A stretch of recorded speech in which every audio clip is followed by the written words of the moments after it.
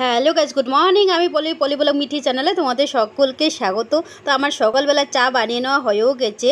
তো সকালবেলা চা বানিয়ে নিয়েছি বলতে আজকে মিঠি সরকারের স্কুল ছুটি আছে, তো সেই জন্য ভাবলাম মা আমি আজকে সকালবেলা চা বিস্কিট খাওয়া যাক, তারপরে একটু পরে রান্নাবান্না হবে। তো সেই জন্য মিঠি সরকার ওইদিকে একদম বিস্কিটের ড্রাম নিয়ে বসে আছেন, একদম রেডি হয়ে। তো আমার চায়ের অপেক্ষা ছিল, তো চাটা আমার কমপ্লিট হয়েও গেল। তো মা আমি দুজন 2 কাপ চা বানিয়ে নেওয়া হয়ে গেছে, একটা ছোটো কাপ একটা বড় কাপ।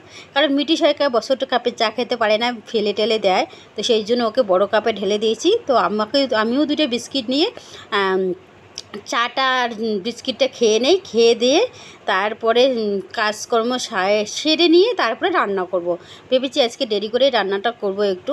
তো আমার চা নেওয়া হয়ে গেছে, মিঠি সরকারের চা নেওয়া হয়ে গেছে।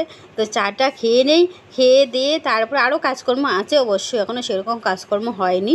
রান্নাটা বিশেষ কাজ, ওটা এখনও কমপ্লিট হয়নি।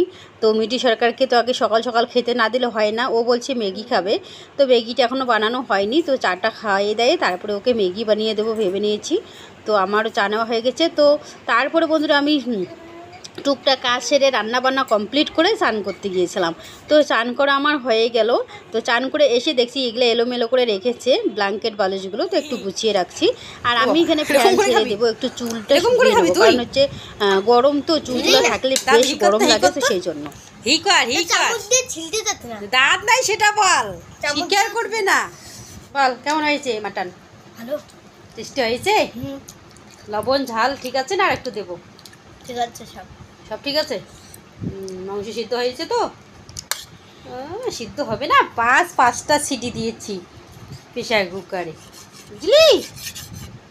তাই না, হতে না হতেই মিঠি সরকার বসে পড়েছে খেতে। চেকে দেখবে কেমন হয়েছে। তো আমার মাটন কষা তো হয়েও গেছে, তো মিঠি সরকার ওদিকে চেকে দেখতেছে, আর আমি ওদিকে রান্নাঘরে যাই, আরও কাজকর্ম আছে। মাটন কষা আর ভাত, আর কিছু খাবে না। বলছি শাকটা রান্না করবো, বলে না শাকটা রান্না করবে না, বেগুন ভাজবো না, বেগুনও লাগবে, বেগুন ভাজিও লাগবে না, শুধু মাটন কষা, মাটনের আলু আর ভাত, আর কিচ্ছু না, তাই তো? আর স্লাইড, গাজর শসার একটা স্লাইড বানায় নেবো, তাহলেই আর ওদের কিচ্ছু লাগে না। ও শুধু নয়, আমাদের সবারই, মিঠি সরকারের পাপা, মিঠি সরকারের মা, তাই তো? যেমন কেমন খাচ্ছাই এগুলো খাচ্ছে, সামনে দাঁতগুলো তো নেই, আর বলে কি ছিঁড়তে পাই না, ঠিক আছে?